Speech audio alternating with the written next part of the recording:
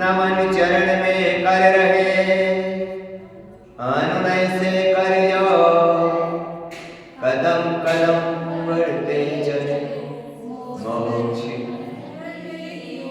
कदम कदम मोक्ष।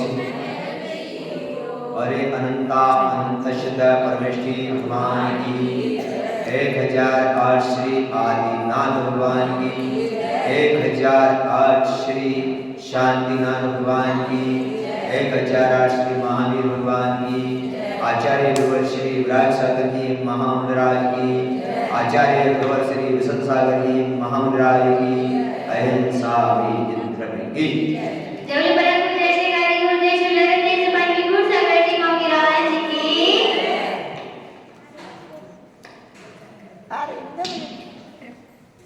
चलिए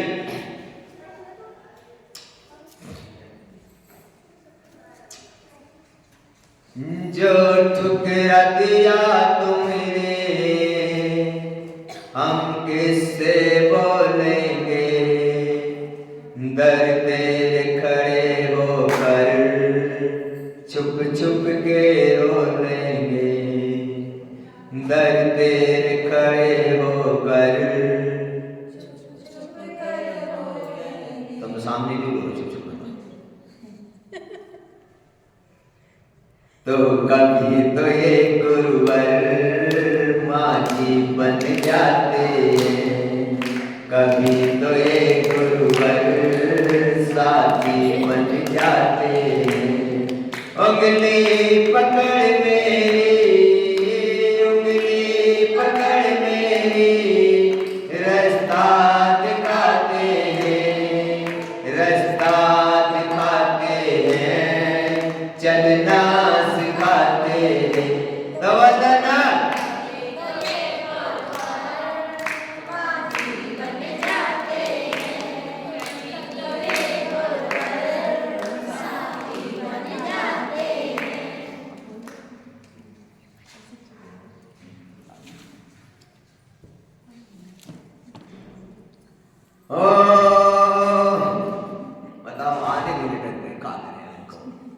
महीना चिल्ला चिल्ला हुए ओ सुना है तेरी रहमत दिन रात बरसती है सुना है तेरी रहमत दिन रात बरसती है ओ एक बूंद मिल जाए किस्मत बदलती है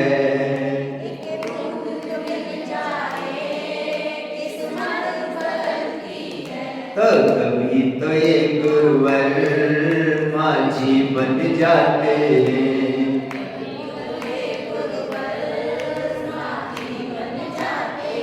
ठोकर लगी मुझको गुरुवर ने सवाला था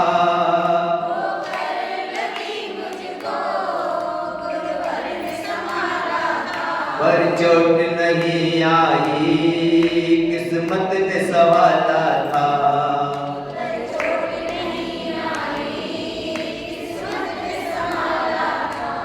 कभी तो ये गुरुवर माझी बन जाते हैं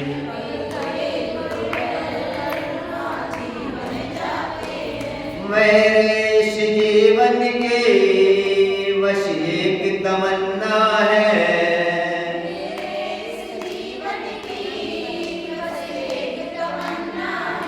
गुरु सामने हो मेरे और प्राण निकल जाए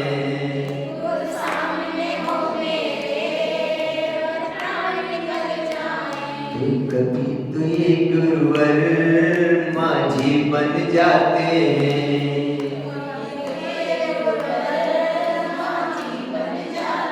कभी तो ये गुरुवर साथी बन जाते हैं, कभी तो ये गुरुवर साथी बन जाते हैं। उंगली पकड़ मेरी, उंगली पकड़ मेरी, रास्ता दिखाते हैं, रास्ता दिखाते हैं, चलना सिखाते हैं। कभी तो ये गुरुवर साथी बन जाते हैं, कभी तो ये गुरुवर साथी बन जाते हैं। मेरे बच्चे परमेश्वर भगवान की जय। हाँ बात माओ, किसी कवि ने कथन किया है, अच्छे सुन लेना लाइनों को, काम आएगी कभी, अभी नहीं तो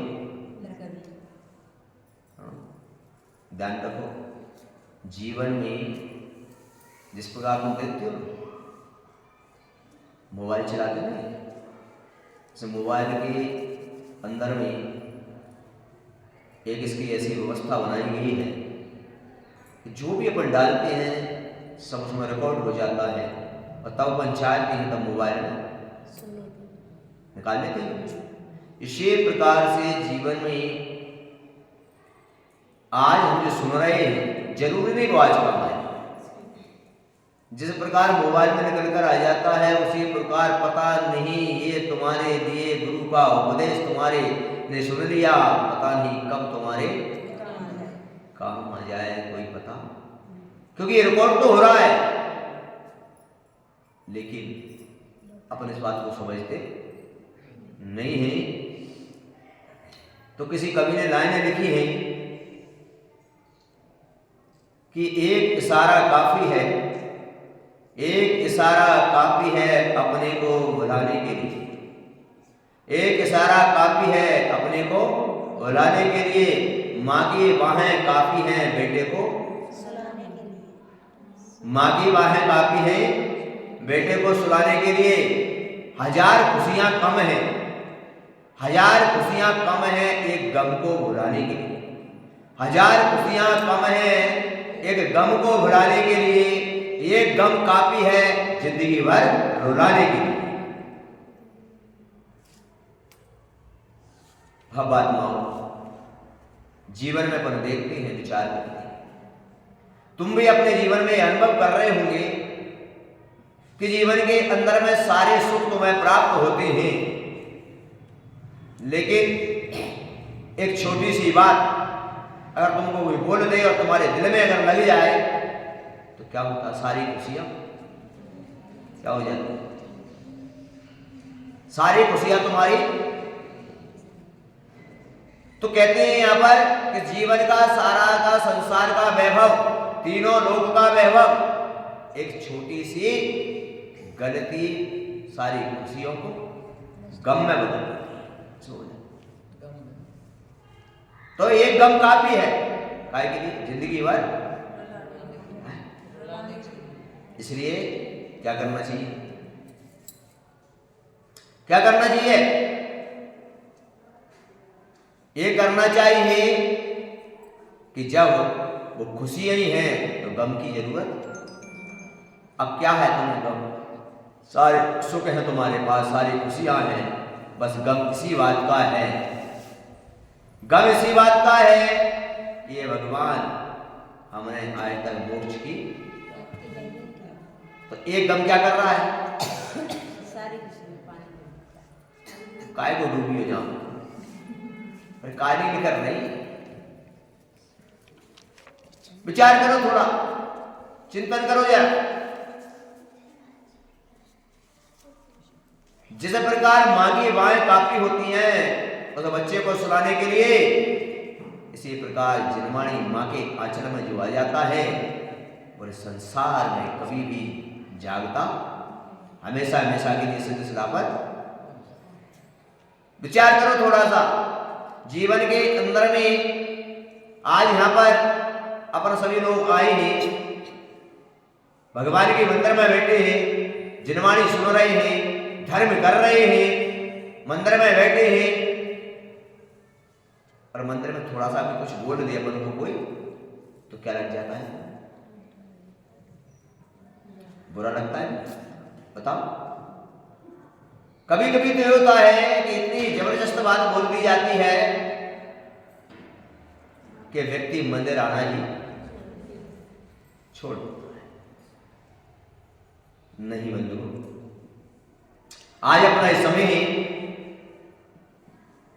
और समय तीव्र गति से चल रहा है। तुम्हारा जन्म हुआ और जन्म से तुम इतने बड़े हो गए, तुम्हें पता भी नहीं लगा कि हम इतने बड़े, और बाकी की उम्र भी चली जाएगी फिर भी पता भी नहीं चलेगा कि इतना समय कहां व्यतीत हो गया। चला क्या पता हो? नहीं चला। क्यों? क्योंकि संसार की परिणति यही है, और संसार किसी प्रकार का है, ये चक्र है, चलता रहे। इस चक्र में चलते पर विचार कर रहे हैं। तो इसमें अपन चर्चाएं कर रहे हैं कि जीवन के अंदर में किस प्रकार हमारे लिए ये गम एक प्रकार की बात आती है कि संसार में किस प्रकार की स्थिति में व्यक्ति जी रहा है। एक व्यक्ति पर एक व्यक्ति की नजर पड़ती है, और वो व्यक्ति एक खेत में मिट्टी के बड़े बड़े टुकड़े और उसमें आराम से सो रहा था। उस मिट्टी में आराम से विश्राम कर रहा, सो रहा था, और मस्त नींद आ रही थी। जब देखा वहां पर रानी ने देखा, और रानी ने कहा राजा से कि देखो ये व्यक्ति कितना दुखी है, ये व्यक्ति कितना परेशान है। अपन जरा विचार कर सकते हैं कि मिट्टी के बड़े बड़े टुकड़े उसके शरीर में चुभ रहे होंगे, ऊपर से धूप भी पड़ रही है, और इस खेत में सो रहा है। तो राजा ने कहा रानी, इन सब चीजों पर ध्यान मत दो, और अपनी जो आगे की यात्रा है उस पर आनंद से चलो। आप संसार में किसी भी वस्तु पर ध्यान। रानी ने कहा नहीं, हमारे राज्य में सभी लोग सुखी हैं, ये मिट्टी में पड़ा है, इसको इतना दुख हो रहा है, कष्ट हो रहा है। तब राजा ने कहा रानी, इसको इसी में आनंद आ रहा है, यहां जो उसको निद्रा आ रही है वो निद्रा इसको महलों में नहीं आएगी। रानी ने कहा नहीं। राजा ने कहा कोई बात नहीं, अभी अपन देख लेते हैं। और अपनी घूमते घूमते अपने महलों में वापस पहुंचते हैं, और उस समय राजा अपने मंत्री से कहता है कि जाओ उस किसान को बुलाकर लाओ। किसान को बुलवाया गया, किसान महलों में आ गया, बढ़िया उसकी व्यवस्थाएं की गई। एक कमरा जिसमें सुंदर गद्दे लगवाए, मखमल के सेज लग गई, सुंदर कमरा सज गया। ध्यान रखो अपने जीवन में, और उस मलमल के बिछे हुए उसके ऊपर उसके नीचे 2-4 कंकड़ डाली, छोटे छोटे, ये भी तो छोटे छोटे कंकड़ डाले। उन छोटे छोटे कंकड़ उसमें डाल के उस व्यक्ति को सुला दिया गया। वहां पर अनेक प्रकार के वहां पर सुगंधित द्रव्य से कमरा सुगंधित हो रहा है, अनेक प्रकार से आनंद आ रहा है। उसने विचार किया, ओहो आज तो मेरा बड़ा पुण्य, बड़ा सौभाग्य जगह है कि आज मुझे महलों में ऐसे उसमें आज रुकने का। बंधु विचार करो, रात को सो जाता है, और सोकर जब सुबह होती है राज दरबार में आता है, और राज दरबार में राजा उससे पूछता है, उसकी कुशलता पूछता है, और कहता है कि रात्रि को नींद कैसी आई? बोले कमरा कैसा था? बोले बहुत आनंद आ रहा था, बहुत बढ़िया व्यवस्था थी, लेकिन राजा साहब थोड़ी प्रॉब्लम थी, उसके नीचे कुछ चुभ रहा था, इसलिए पूरी रात मुझे। अब सोचो जरा, राजा ने कहा रानी से देख लो, मैंने कहा था कि इसकी परिणति ऐसी है, उसको उसी में विचार करो, मिट्टी के टुकड़ों में उसको नींद आ रही है, वहां पर उससे इतना नहीं बना कि मैं इसके नीचे से इस कंकड़ के टुकड़ों को हटा दूं और मैं आराम से सो जाऊं, लेकिन नहीं, बस वही स्थिति अपनी है, वही स्थिति अपनी है। बढ़िया बढ़िया यहाँ पर गुरु तुम्हें उपदेश देते हैं, बताते हैं क्या, लेकिन इतने इतने बड़े दुनिया के कष्टों को, दुनिया की परेशानियों को, दुनिया को, संकट को तो हम झेल सकते हैं। अरे महाराज बन के महाराज की समस्या है, कहाँ है? अरे कैसे रहेंगे महाराज, कैसे चलेंगे, एक टाइम खानों पर अरे बताओ तुम्हें कितनी समस्याएं हैं संसार में, उनसे तुम जूझ रहे हो, उनमें आनंद मना रहे हो, और एक छोटे से कंकड़ को हटाने को क्या नहीं, तैयार नहीं हो। वो कंकड़ अपने हाथ से चुभ रहा है, लेकिन हटाने को तैयार नहीं है। विचार करो, क्या तो राजा ने कहा, रानी से देख लिया, क्योंकि संसार की जिस प्रकार की स्थिति है उसी में उसको आनंद आता है। तुम लोग संसार विषय भोगों में हैं, तुम्हें संसार में ही आनंद आ रहा है, तुम्हारे झूठ मायाचारी प्रेम ये सब करने में आनंद आ रहा है, और एक छोटा सा कंकड़ जिससे हमें मोक्ष की भी प्राप्ति हो सकती है, उसको हटाने को कोई क्या नहीं तैयार है, कोई भी तैयार नहीं। ऐसा अपन चिंतन कर लें, विचार कर लें और सोच लें, तो उस कंकड़ को कौन हटाएगा? उस कंकड़ को स्वयं को ही हटाना पड़ेगा, कोई दूसरा नहीं। तुम कहोगे वहां पर राजा ने पूरा सेल लगवाया, सारा काम किया, तो क्या उस कंकड़ को हटाने को राजा आता क्या? अरे तुम सो रहे हो तो कंकड़ तो तुमको ही, अरे गुरु तुम्हें समझा सकते हैं, गुरु उपदेश दे सकते हैं, गुरु तुम्हें मार्गदर्शन दे सकते हैं, लेकिन कल्याण तो तुमको ही करना पड़ेगा। बोलो किसको करना पड़ेगा? स्वयं को करना पड़ेगा। तो वो कंकड़ कोई दूसरा नहीं हटा सकता, वो कंकड़ तो स्वयं को ही हटाना पड़ेगा, और उसको तुम हटाने को क्या नहीं, चुभता रहे, नींद नहीं आ रही, आनंद आ रहा है, खुशबू महक रही है, क्या मनमर के कपड़े बिछे हुए हैं उसमें आनंद आ रहा है, पर उस कंकड़ को हटाने को क्या नहीं हो। बोलो सभी जानते हैं कि मोक्ष का सुख क्या होता है, स्वर्गों के सुख क्या होते हैं, सभी जानते हैं, लेकिन एक छोटा सा कंकड़ तुम्हारे जीवन को क्या करता है? क्यों नहीं चाहे उस कंकड़ को मिटाना? बस कितना सा देर लगेगी उसमें, अरे बस इतनी सी तो देर लगेगी क्या कि नीचे उस चद्दर के नीचे हाथ डालोगे और कंकड़ हट जाएगा, और आनंद से बस इतनी सी तो, कितनी सी देर लगेगी उस कंकड़ को हटाने में? बस तो इतनी सी देर लगेगी कि वहां से उठकर यहां तक आ जाओ। कितना चलना पड़ेगा? वहां से यहां तक आ जाओ, बस कंकड़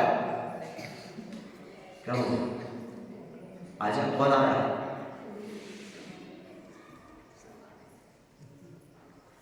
बस यही हमारी अनादिकाल की भूल रही, और ये अनादिकाल से हमारे अंदर में ये भूल चली आ रही है क्या कि हम जानते सब कुछ हैं पर मानते, जानते पर मानते नहीं। और मैं कहता हूं कि जानो या मत जानो, पर मान जाओ। जानो या पर क्या करो, मान जाओ। भगवान भी तुमसे कहते हैं, भगवान से कभी बात करना तो भगवान भी तुमसे कहते हैं मुझे तो पूजा करे मत करे, मुझे माने या मत मान, पर मेरी बात को मान जा, तेरा कल्याण। पर भक्त कहता है नहीं, मैं तुम्हें पूजूंगा, रोज पूजा करूंगा, तुम्हें रोज भोग लगाऊंगा, रोज घंटा बजाऊंगा, पर तुम जो कहोगे वो नहीं मान। बोलो महाराज मैं रोज आएंगे तुम्हारे पास, रोज आ देंगे तुमको, रोज तुम्हारी भैया बत्ती करने आएंगे, रोज तुम्हारे लिए सेवा करेंगे और सब कुछ करेंगे, तुम्हारे जय जयकार भी करेंगे, तुम्हारे सब कुछ करेंगे, पर तुम जो कहोगे वो। बोलो ध्यान रखो अपने जीवन में। क्यों ऐसा? ऐसा इसलिए कि जिन्होंने समूह शरण में भी गए और समूह शरण में जाने के बाद जिन्होंने भगवान को पूजा, वहां पर भगवान का दर्शन किया, उनका कल्याण नहीं हुआ। जिन्होंने भगवान की वाणी को सुनकर उस पर चलना शुरू कर दिया, उनका सबका क्या करना है? पूजते पूजते तो इनको अनादिकाल की अनंत 24 हो गई। और आज भी क्या कर रहे हैं हम? आज भी वही कर रहे हैं, लेकिन उनकी बात मानने को कोई कौन तैयार है? बताओ। इसीलिए आचार्य कहते हैं और अपने लिए बता रहे हैं और बताते हुए कह रहे हैं कि हे आत्मन, जीवन का कल्याण कर, और कल्याण करने के लिए गुरु भगवान का भी समूह शरण जगह जगह इसलिए जाता है कि भगवात्माओं का, और गुरु भी नगर नगर में भ्रमण इसलिए करते हैं कि कोई भव्य जीव का कल्याण हो जाए, किसी भव्य जीव का कल्याण हो जाए। गुरु नगरों में भ्रमण आपके किसी ऐश्वर्य के लिए नहीं, आपके भोजन के लिए नहीं, भव्य आत्माओं का कल्याण करने के लिए भ्रमण करते हैं। इसके लिए और भव्य आत्माओं का कल्याण के लिए उपदेश देते हैं। नहीं तो बाकी की जो व्यवस्था है वो तो संसार में कहीं पर भी प्राप्त। वही क्रम में अपन ने देखा तुम्हारे शंभा नगर में तुम्हारा पुण्य जागा, और जब पुण्य जागा तो तुम्हें अनायास गुरु की प्राप्ति हुई, और आपके इस नगर में अनेक प्रकार से धर्म की प्रभावनाएं हुई, धर्म के कार्य हुए, अनेक प्रकार से भगवान की दिव्य देशना सुनने मिली। और अब वो समूह शरण का विघटन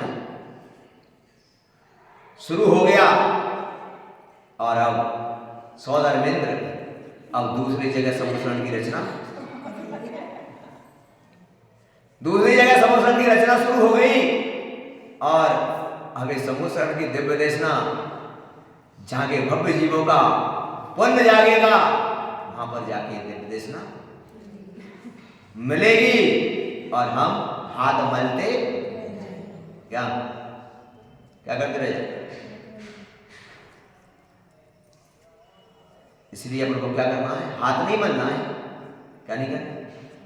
हाथ नहीं मलना है। क्या करना है? अरे साथ में तो तुम कहां जाओ? अरे मैं तो इतना चाहता हूं कि साथ में जाओ ना जाओ, पर हाथ पकड़ा दो, उसी में कल्याण। साथ जाओ न जाओ, लेकिन गुरु का हाथ बस एक ना एक दिन तुम्हारा कल्याण हो जाएगा। लेकिन वो भी पकड़ने को हम क्या नहीं तैयार नहीं है। बंधुओं,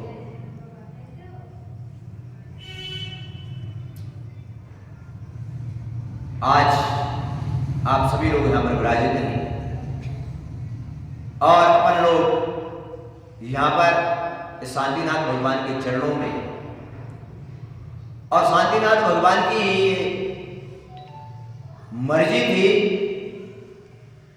और उनकी जब तक मर्जी रही तब तक अपनी अर्जी चलती रही, और जब उनकी मर्जी नहीं है तो अपनी अर्जी। बंधुओं, आप सभी लोग विचार करें, चिंतन करें, जरा सोचें कि जीवन के अंदर में अभी चर्चा चल रही थी शास्त्र में चल रहा था, गुरुओं के उपदेश में बताया गया कि जीवन में अगर किसी प्रकार की कोई बात है तो उसमें बताया गया है कि जो भी हमारे तीर्थ क्षेत्र हैं, जो तीर्थ क्षेत्र है हमारे, उन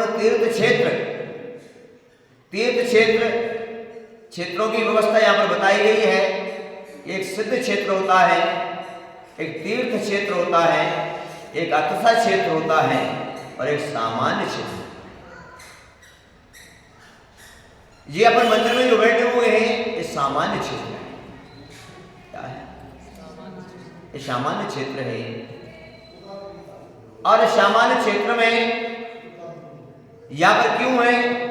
क्योंकि सामान्य क्षेत्र का मतलब है कि यहाँ पर एक पंचकल्याण कराया हमने, और पंचकल्याण कराने के बाद हमने समाज की व्यवस्था के लिए एक मंदिर का निर्माण किया है, और जिसमें हम लोग पूजन पाठ करके पुण्य का आर्जन करते हैं।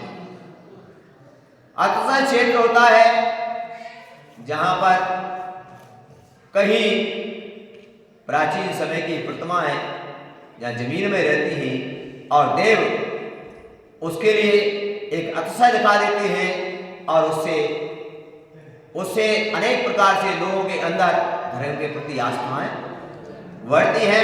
होता है अस्य क्षेत्र। तीर्थ क्षेत्र उसे कहते हैं जहां पर महापुरुषों के, तीर्थंकरों के जहां चरण पड़ते हैं, जहां समोषण लग जाते हैं, वो तीर्थ क्षेत्र बन जाते हैं। क्या बन जाते? तीर्थ क्षेत्रों को बनाने की जरूरत नहीं पड़ती। जैसे अपने क्षेत्र है, वहां समोषण लगा और वहां उनके चरण पड़े और वो पहाड़ भी क्या बन गया? तीर्थ क्षेत्र बन गया। क्या बन गया? यहां पर कुछ बनाना पड़ा गया? बताओ, कुछ बनाना पड़ा क्या? लेकिन क्या बन गया वो? सिद्ध क्षेत्र। मतलब जहां से सिद्ध होते हैं वो क्या होता है? सिद्ध क्षेत्र। और ऐसे हम तो आचार्य कहते हैं क्या वे तुम्हारे लिए जितनी भी व्यवस्थाएं मिली, ये व्यवस्थाएं से बढ़कर कौन सी व्यवस्था है? तीर्थों से बढ़कर भी जो व्यवस्था बताई है वो श्रवण संस्कृति की है। इसकी और श्रवण संस्कृति अगर नहीं होती, क्योंकि तीर्थंकर भी जो बनते हैं वो भी क्या है? वो भी मुनि है। क्या है?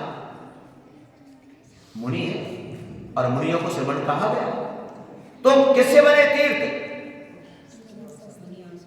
मुनियों से। और मुनि तो मोक्ष गए बन के, तो सिद्ध क्षेत्र भी। और ये अतिशय जो हो रहे हैं वो भी अवरंत की प्रतिमा है। किसकी है? ये भी किसकी प्रतिमा है? तो ये सब किसकी अवस्था है? अभी मुनि अवस्था है। कौन सी अवस्था? क्योंकि सिद्ध तो आसरी नहीं होते। कौन होते सिद्ध? तो क्योंकि यहां पर आचार्य कहते हैं कि 14वें गुणस्थान के लास्ट तक भी महामुनियों का वर्णन, 3 कमलों को मुनि महाराज बोलते हैं ना अपन, उनका पूरा 14वें गुणस्थान तक का वर्णन है। कितने का? तो अपन विचार कर लें थोड़ा सा। तो यहां पर कहा जाता है कि ये सारे जो चीजें हैं इनकी तरफ देखने से पहले, इनका उद्धार करने से पहले उन श्रवणों की चर्या चाहिए। अगर श्रवणों की चर्या आप करा रहे हो, श्रवणों की अगर आप विहार करा रहे हो, श्रवणों की अगर भयवृत्ति कर रहे हो, अगर ये श्रवण नहीं होंगे तो तुम्हारे ये क्षेत्र भी नहीं। बोलो, पहले क्या करना है हमको? इनसे भी पहले आचार्य कहते हैं, इनसे भी पहले आप जो हमारे श्रवण मुनि बन गए हैं, चुल्ला गिलक बन गए हैं, पिछीदारी बन गए हैं, इनसे पहले उनकी सेवा करो। क्या करो? और उनकी सेवा नहीं करोगे तो वो कौन बचाएगा? बोलो, आज तीर्थंकर मुनि नहीं बनते तो आप धर्म कौन से जानते? बताओ पहले क्या बने? तीर्थंकर भी मुनि बने, तभी तो अरहंत बने। तभी तो आज समूषण की वर्णना कर रहे हैं। और मुनि बन के, अनंत बन के उन्होंने कर्मों का नाश कर सिद्धत्व को प्राप्त कर लिया, तभी तो आज अपन उनका गुणगान कर रहे हैं। तो अपन को क्या करना चाहिए? पहले श्रवण संस्कृति को जिंदा रखो, और श्रवण संस्कृति अगर जिंदा रहेगी तो तुम्हारा धर्म भी जिंदा रहेगा, और श्रवण संस्कृति नहीं रही तो धर्म भी। तो पहले क्या करना, और हम कर क्या रहे हैं? हम कर क्या रहे हैं? क्या कर रहे हैं बताओ? एक व्यक्ति है, उस व्यक्ति ने प्रश्न किया था, और ये प्रश्न किया हमसे, तो हमने कहा बात सही है तेरी। उसने हमसे प्रश्न किया और कहा कि महाराज आप एक बात बताइए कि आज तीर्थ क्षेत्र हैं या हमारे अक्षय क्षेत्र हैं या हमारे सामान्य क्षेत्र हैं, इन सब क्षेत्रों में लोग करोड़ों रुपए का दान दे रहे हैं, बड़े बड़े निर्माण कार्य चल रहे हैं। नहीं कह सकता बात है, पर उसने प्रश्न कहा, उसने कहा ये बताओ, जिनसे तीर्थ बने, जो तीर्थों की रक्षा कर रहे हैं, जो साध की रक्षा कर रहे हैं, आज उनकी आहार विहार, उनकी चर्या में सहयोग करने वाली कितनी है? बोलो, अब धर्म जिंदा कहां से बताओ? धर्म जिंदा कहने का तात्पर्य यह है कि आज बड़े बड़े संतों को भूलना पड़ रहा है। क्या करें साधुओं की,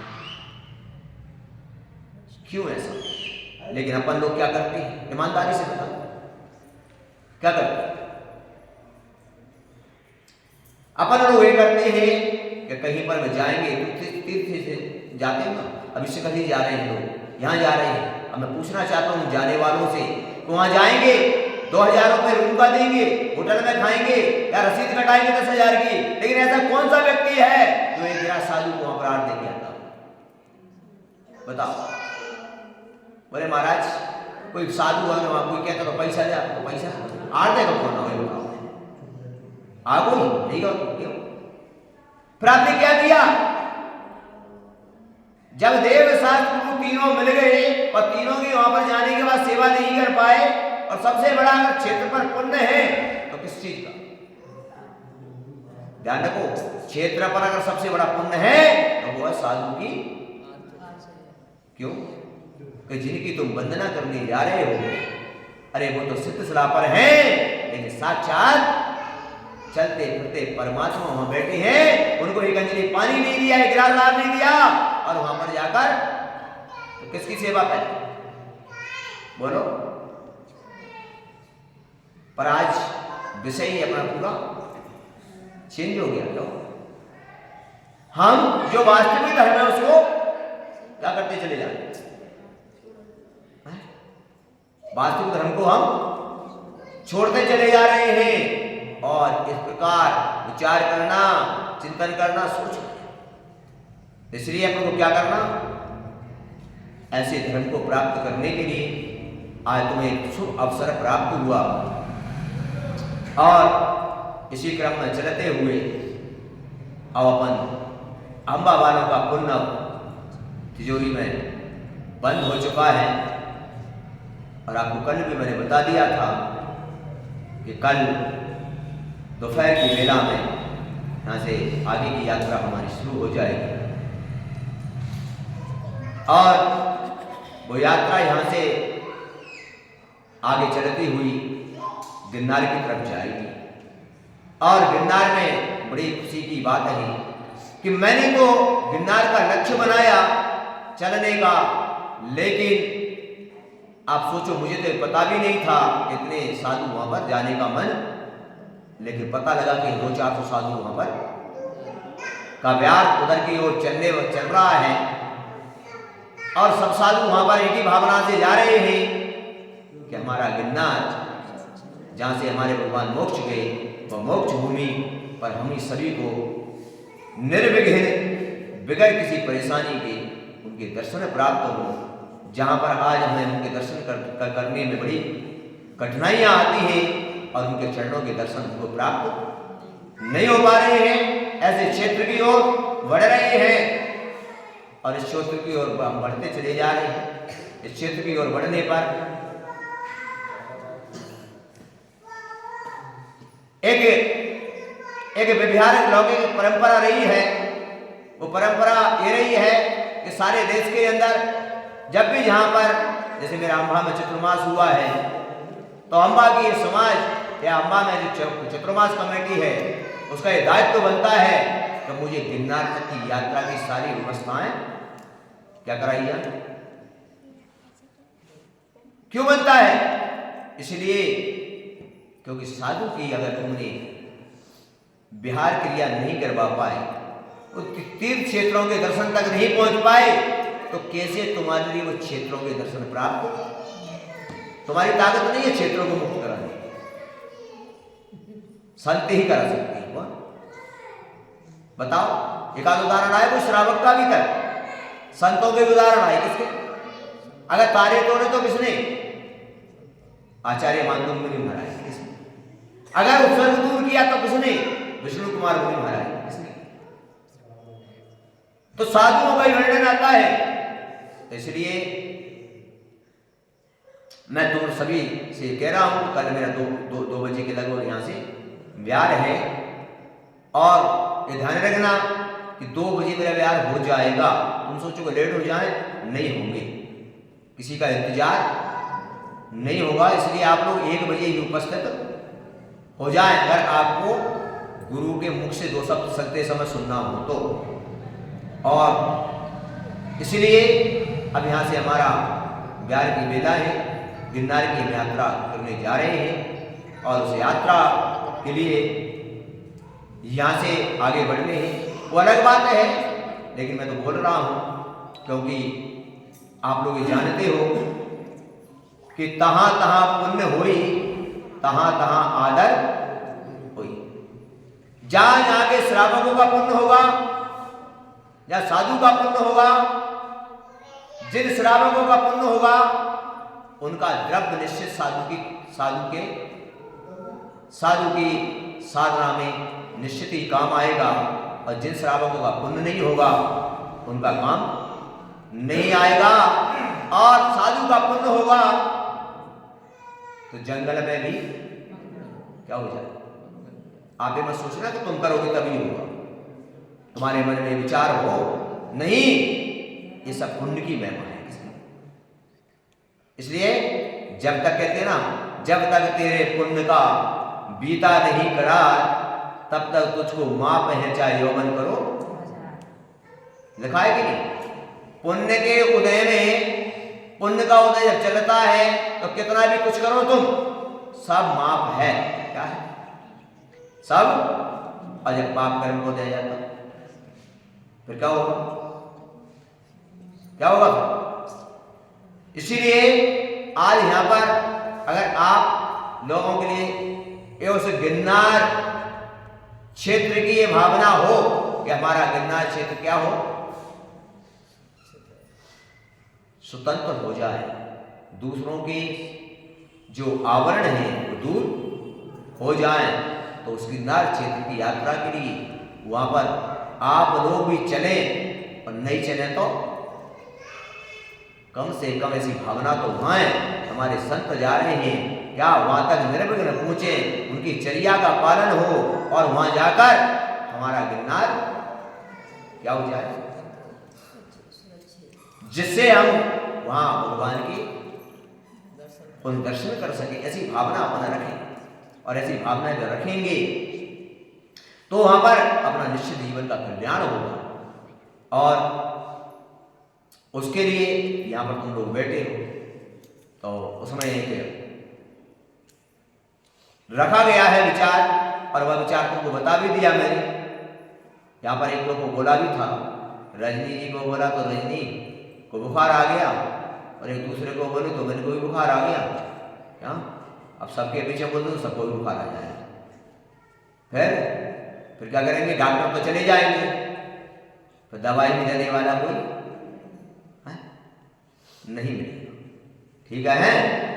तो हमारा कहने का तात्पर्य यह है कि अम्बानगर में जितने भी लोग परिवार निवास करते हैं, उन सारे परिवार जो भी रह रहे हैं, उस यात्रा में सभी अपना यहाँ की जो कमेटी है, वो कमेटी भी अगर अपना मन बनाना चाहे तो वहाँ तक की यात्रा हमारी करा सकती है, और नहीं तो प्रत्येक परिवार अगर उस यात्रा की इस भावना से गिरनार जी के प्रति, जिसका धर्म के प्रति जिसकी आस्था भावना हो, क्या हो, किसके प्रति,